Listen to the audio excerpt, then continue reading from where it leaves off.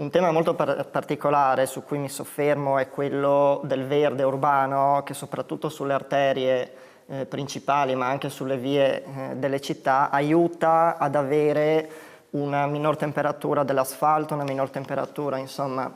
dell'intera via che può essere appunto sfruttata, utilizzata da pedoni, da ciclisti, da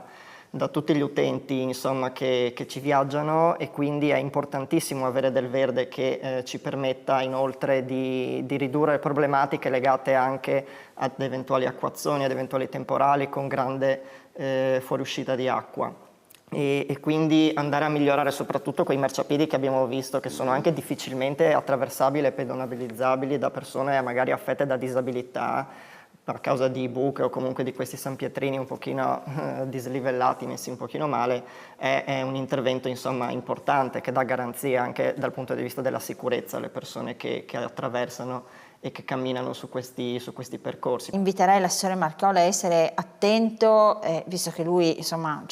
vuole essere considerato in questo modo come il paladino, diciamo, no, della viabilità nuova, eccetera. Allora attento a tutti i singoli aspetti, e gli ricordo che dai primi di giugno è stato riasfaltato Viale Venezia, e c'è il cartello di rifacimento delle strisce pedonali, e le strisce pedonali non sono mai state fatte, quindi al momento chi percorre Viale Venezia in pieno giorno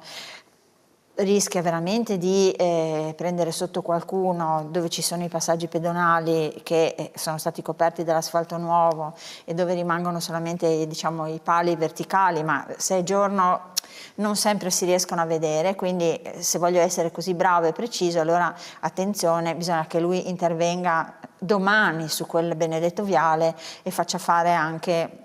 le strisce pedonali in quel luogo.